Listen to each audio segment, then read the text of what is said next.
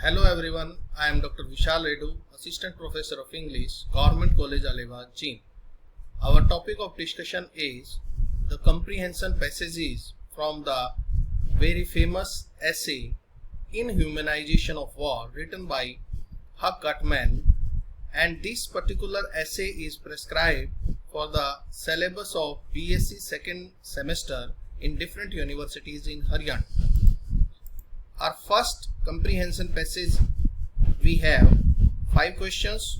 First question, who saw the war between North and South of as a symbolic turning point in human history? There is discussion of 2 poets. First is Melville and second is Walt Whitman. And it was Melville who saw the war between North and South as symbolic turning point in human history. Second question, what were the great imports of American Civil War? The great imports of American Civil War were the issue of slavery and industrialization. मुख्य जो कारण थे वो क्या थे American civil war के? It was slavery, दास्ता और industrialisation की बहुत ज़्यादा जो है इंडस्ट्रियलाइजेशन होने की वजह से अमेरिका के अंदर लोगों में सिविल वॉर छिड़ गया. What did Melville come to understand? Melville came to understand that war was becoming increasingly mechanised, कि युद्ध जो है हर रोज मैकेनाइज्ड होते जा रहे हैं, मशीनों का प्रयोग उसके अंदर बढ़ता जा रहा है. What was the role of machine in the warfare in 1864? In 1864, machines were changing the way in which man collided on the battlefield. कि 1864 में जिस प्रकार इंसान जो है युद्ध के मैदान में लड़ाई लड़ता था उसकी जगह मशीनों ने ले ली. अब मशीनें ही युद्ध के मैदान में जाकर लड़ाई लड़ती हैं. In which fields did machines begin to take over many human functions? Machines began to take over many human functions in producing textile and locomotion. कि वो कौन से एरियाज थे, कौन से फील्ड थे जिनमें मशीनों ने इंसान की जगह ले ली. Machines began to take over many human functions in producing textile and in locomotion. Locomotion से मतलब होता है स्वचालित यंत्र, कि इंसान की जगह बड़ी बड़ी मशीनों ने, चाहे वो टेक्सटाइल बनाने में है, चाहे बड़े बड़े औजार या हथियार बनाने में है, उसकी जगह इंसान की जगह किसने ले ली? मशीन. नेक्स्ट हमारा पैराग्राफ जिसमें 4 क्वेश्चन है हमारे सामने. First question, what replaced heroism in the modern war?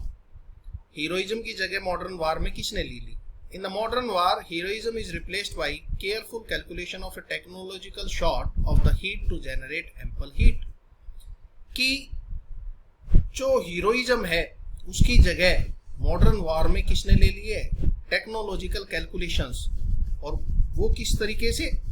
कि टेक्नोलॉजी का यूज करके किस प्रकार से ज्यादा नुकसान पहुंचाया जाए दुश्मन को, कि इस चीज की कैलकुलेशन करना सावधानी से, कि हीरोइज्म की जगह कैलकुलेशंस ने ले ली. और कैलकुलेशन किस चीज की?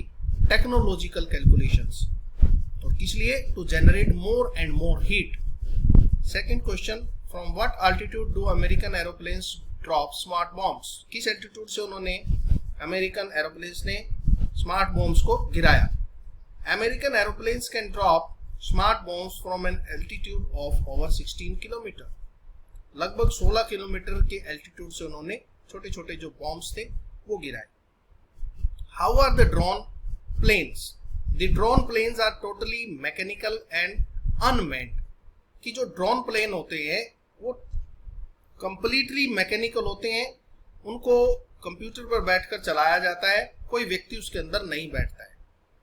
What can drone planes do? क्या कर सकते हैं ये drone planes? Drone planes can locate the enemy, पहले दुश्मन को ढूंढ सकते हैं, ट्रैक हिम, फिर उस पर निशाना लगाएंगे, and can fire the missile at his position, और उसकी पोजीशन को देखकर मिसाइल छोड़ देंगे.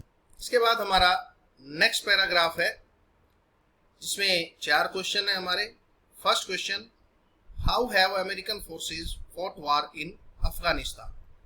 पहला क्वेश्चन क्या है कि अमेरिका की जो सेनाएं थी उन्होंने अफगानिस्तान में युद्ध कैसे लड़ा? The American forces have fought the war in Afghanistan on a large scale throughout the country without suffering a single casualty. एक भी सैनिक को वहां पर कोई नुकसान अमेरिका का नहीं हुआ और उन्होंने युद्ध को जीत भी लिया.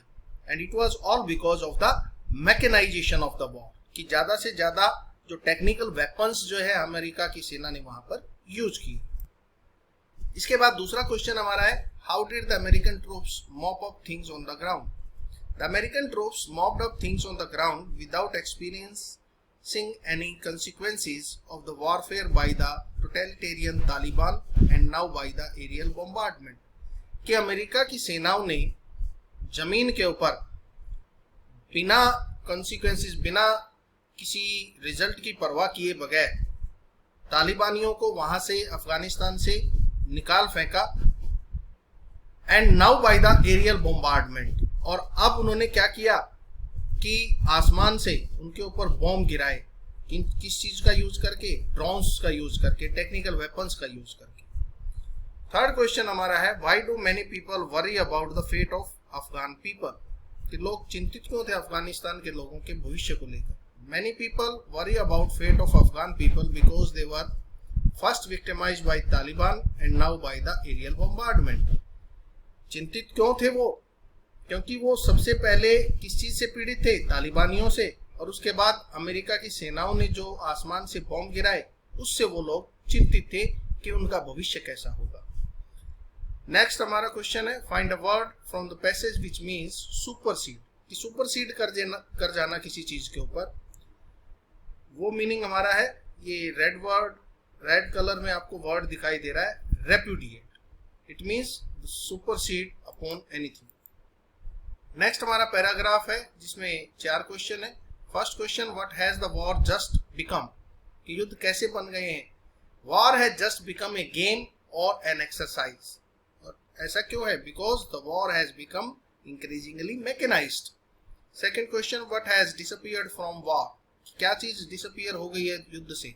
It is the symmetry and reciprocity have disappeared from the war.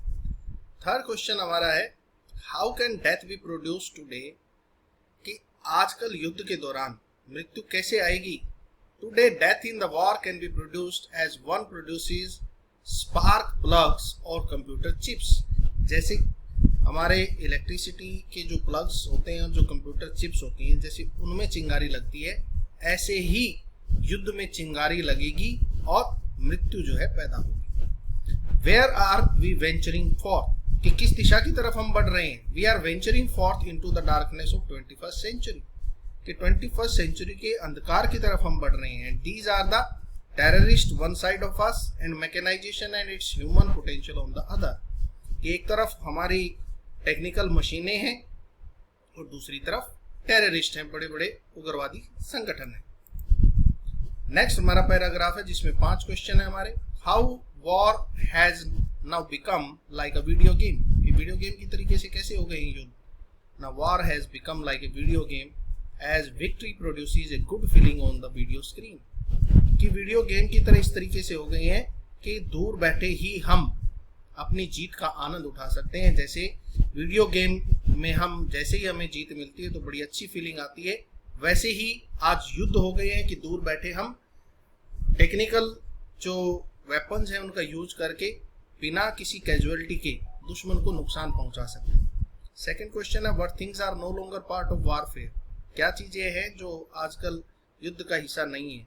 It is the heroism, bravery and risk of combat are no longer the part of warfare because the machines have taken the place of human being.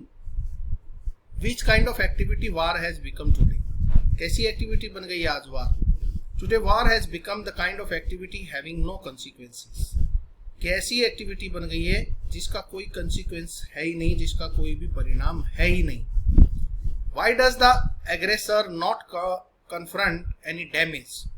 The aggressor does not confront any damage done to his enemy because the enemy in 6 kilometre away straight down on the ground. क्योंकि आज जो aggressor है, he does not confront any damage to the enemy. क्योंकि जो दुश्मन है वो भी इतना ही शक्तिशाली है, वो भी सीधे युद्ध के मैदान में आकर युद्ध नहीं लड़ेगा, वो भी टेक्निकल वेपन से जो है युद्ध लड़ेगा। नेक्स्ट क्वेश्चन हमारा है, what does the aggressor not risk in the battle? किस चीज का रिस्क नहीं है आज लड़ाई करने वाले के लिए? The aggressor does not risk the death in battle because it is all because of the mechanisation in the war. Next हमारा पैराग्राफ जिसमें 4 क्वेश्चन आपके सामने है। First question, who was Walt Whitman and what for is he more famous? किस चीज के लिए वो फेमस था? Walt Whitman was an American poet, a lyrical poet of self celebration. Self celebration के लिए वो फेमस थे। Next question, what did he write about war? क्या लिखा उन्होंने युद्ध के बारे में? He considered war as suffering and loss to the human being. उन्होंने कहा कि वार केवल और केवल तकलीफ देने वाले हैं, नुकसान पहुंचाने वाले हैं इंसान के। Third question, what were his views at the beginning of the American civil war? American civil war के शुरुआत में उनके क्या विचार थे? At the beginning Walt Whitman was in the favour of American civil war. शुरुआत में वो उसके फेवर में थी, लेकिन बाद में उनको अच्छा नहीं लगा युद्ध के बारे में। उनका मानना क्या था? It is all reason of suffering and loss to the human being. Next question, did his views about war undergo change as civil war progressed? Yes, his views about war changed as the civil war of America progressed. उनके views बदल गए। पहले वो American civil वार के favour में थे, लेकिन बाद में उन्होंने उस चीज का विरोध किया। Thank you so much.